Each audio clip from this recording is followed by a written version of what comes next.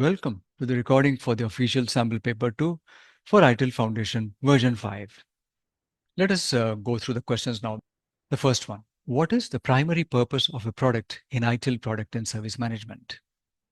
A, to offer value to consumers through a defined configuration of resources. B, to replace service management practices with product management. C, to enable value co-creation by facilitating outcomes that customers want to achieve. D, to ensure regulatory compliance across digital services. Just a beginning tip for you. Whenever you come across a question, try to recollect the various concepts that you have learned in this course, because the various answer choices that you will see coming up will have to do with something or another, while one of them would be the answer to the specific question. This way you can eliminate the incorrect answers even if you do not know the correct answer, because you will be knowing maybe other things, other concepts and their meanings. So try to identify them and eliminate them. And you might be left with maybe one or two possible answers, and you can work further to answer them. So I will be continuing to offer you some tips and guidance for answering questions. Well, the best way is to remember what we have learned and then answer them accordingly.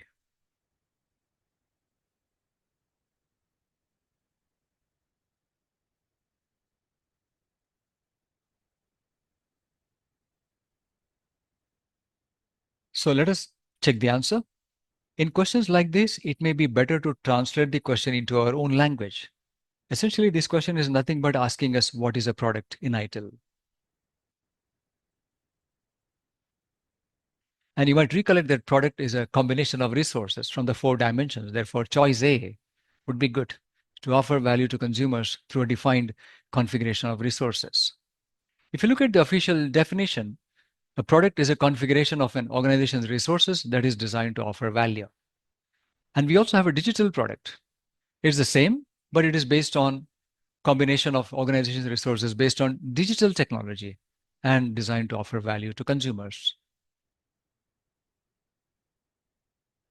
The second one option, to replace service management practices with product management, that is incorrect. In fact, both product management and service management need to be integrated together. Therefore, we have also the digital product and service management life cycle, which integrates the product and service management. Choice C, you might recollect this one. This is the definition of a service: to enable value co-creation by facilitating outcomes that customers want to achieve without having to manage specific costs and risk on their side. The last choice, which is to ensure regulatory compliance across digital services, is more about governance and also information security management to some extent. It has nothing to do with the purpose of a product. In ITIL, the governance of digital technology is a governance system focused on the current and future use of digital technology. So let us move on to the next one. What is the primary role of a digital service? A, to define processes and workflows for value creation. B, to enable value co-creation by facilitating customer outcomes. C, to replace product management practices with service management. D, to ensure compliance with policies and external regulations.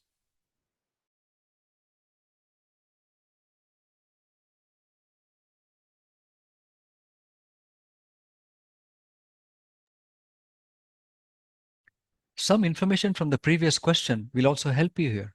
So that is another tip for the exam. You will find clues to some of the question's answers in other question and their answer choices. In the previous question only, we have seen one of the answer choices which provided the definition of a service or a digital service. So therefore, choice B would be correct: to enable value co-creation by facilitating customer outcomes without the customer having to absorb some of the costs and risks. Whereas choice A, to define processes and workflows for value creation, this is the dimension of value streams and processes. And of course, the processes from the various practices can be brought up into the value stream steps of an organization, wherein for every situation, we have a different value stream. Choice C is incorrect because product management cannot be replaced with service management practices. Choice D, something again a repeat from the previous question. One of the choices there was about governance. So compliance is also part of the governance. Question number 3. Which option is correct in the context of a digital product and digital service? A digital service enables value through the use of digital products. B, digital product replaces the need for services. C, a digital service is limited to internal IT systems. D, a digital service is independent of a digital product.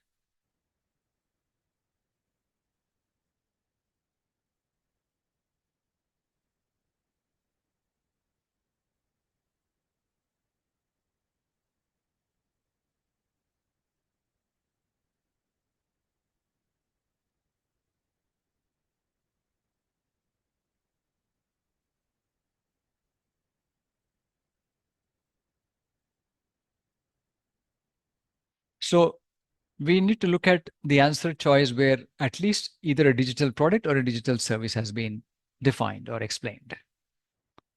The choice A looks good. A digital service enables value through the use of digital products, and that would be correct. Indeed, a digital service relies on digital products, whereas the digital products provide the capabilities, and the digital service will use those capabilities to enable value co-creation for customers. So digital service is a service that fully or largely relies on digital products.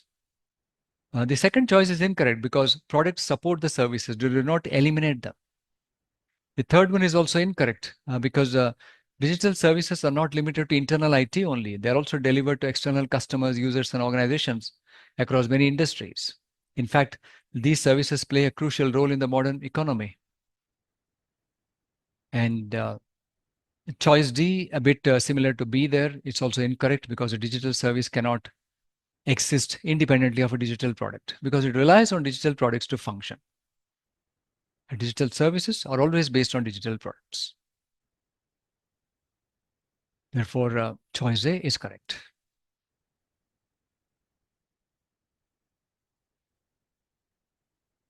Question number 4. A printer is delivered to a customer while ongoing maintenance and support are provided by the supplier. Which combination of service interactions is shown in this situation? The question is about the service interactions. So you need to recollect the concept of service offerings and the different types of service offerings. A, access to resources and service actions. B, service offering and service actions. C, transfer of goods and service actions. D, transfer of goods and service journey.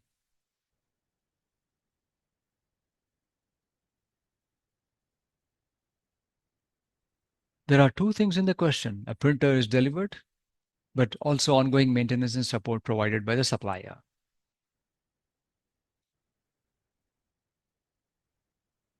So recollect the concept of service offering and the three types of it, namely transfer of goods, service actions, and access to resources. A printer delivered is nothing but transfer of goods, whereas ongoing maintenance and support, that cannot be access to resources because there is no access requested here to any resource. It is more of a action performed by the supplier. So it's a service actions. Therefore, choice C would be correct.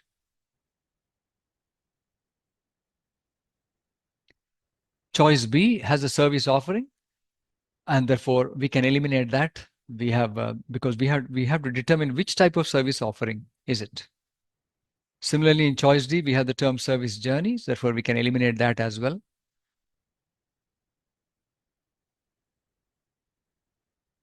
So choice C remains correct. In fact, in access to resources, ownership is not transferred and the consumer is granted usage rights. For example, access to cloud services, rented equipment, and so on. And the service consumer gains access to the service provider's resources and uses them according to agreed terms and conditions. A service offering is a formal description of one or more services designed to address the needs of a target consumer group. So in this case, the printer is a transfer of goods as is being delivered, while the ongoing maintenance and support provided by the supplier represent service actions. Therefore, ITIL defines these as two distinct forms of service interaction, and both are present in the given question. So some services include transfer of goods from a service provider to a service consumer, and service action is performed by a service provider or jointly along with the service consumer. Whereas the service journey describes the entire sequence of interactions over time, not a specific type of interaction. In fact, the service journey is the sum of activities and interactions performed by organizations engaged in service relationships to fulfill their roles as a service provider and a service consumer. So C will be correct.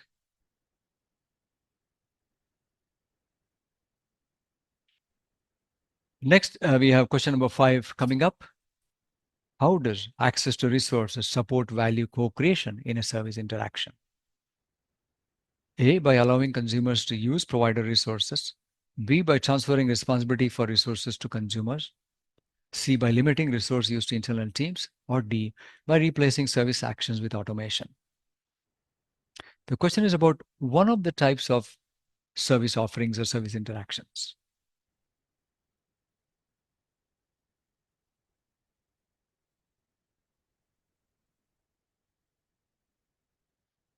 You would have got this one. So you see, even the previous question has some connection to this one. As I was mentioning earlier, look out for more clarity about some concepts in various questions. Information in one question could be useful as a learning to apply in another question. However, always note that two questions are always independent of each other. So here, access to resources would be choice A, by allowing consumer to use provider resources. So that would be correct. So, and we already seen the definition of access to resources in the previous question. It's a specific form of service interaction where the service consumer uses the provider's resources under agreed conditions. And this access enables value co-creation because consumers can achieve outcomes without even owning or managing those resources. So basically, the consumer gains access to the service provider's resources and uses them according to agreed terms and conditions. Now, access to resources does not transfer responsibility for managing resources to the consumer. Consumers do not have to manage specific costs and risks for those resources. Therefore, choice B would be incorrect. And service actually in choice B is a means of enabling value co-creation by facilitating outcomes that consumer wants to achieve without the consumer having to manage specific costs and risks. So therefore, B is incorrect. Choice C, limiting resource use to internal teams, that is also incorrect because limiting access to internal teams would prevent value co-creation with consumers. Choice D also is incorrect because automation can support access to resources, but access to resources does not replace service actions.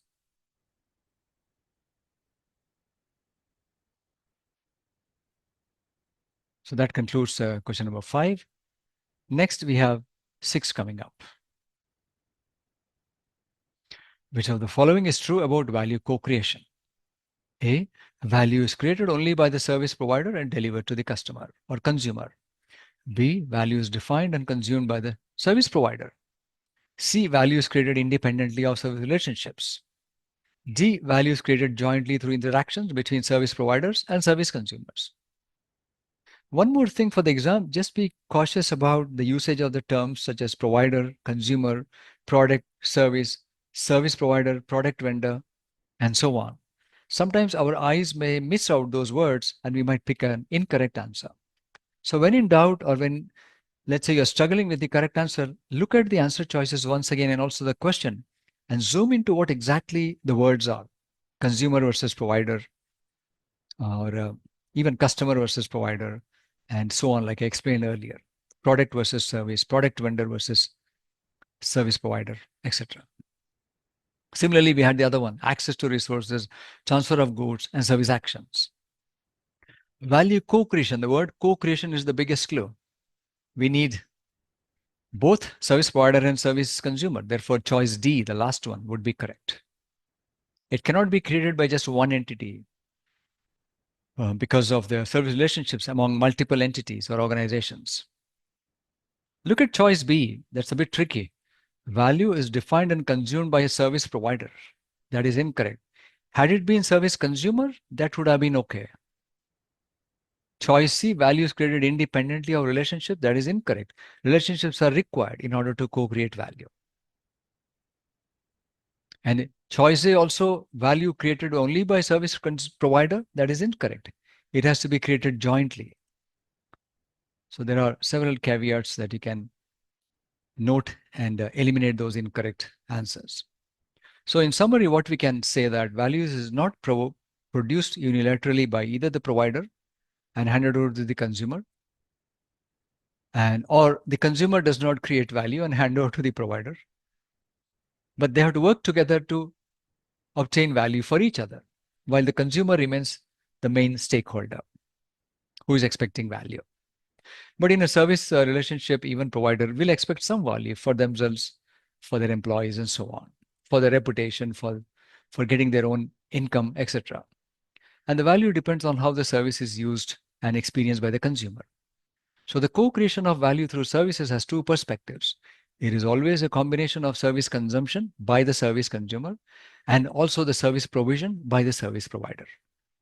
And value is the perceived benefits, usefulness, and importance of something. And without service relationship, value through services cannot be realized because service relationships include service provision, service consumption, and service relationship management.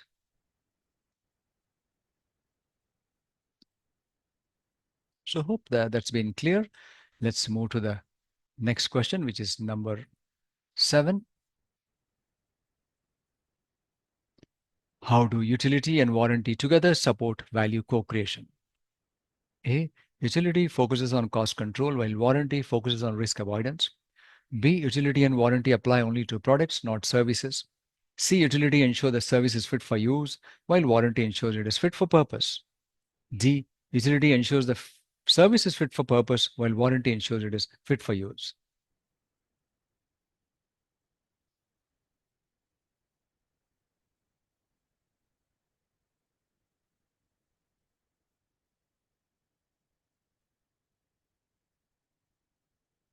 You might recollect from the learning that value co-creation is supported by utility, warranty, as well as experience and sustainability.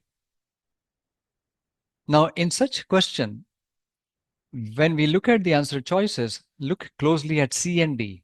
They're very similar, but written in somewhat opposite manner.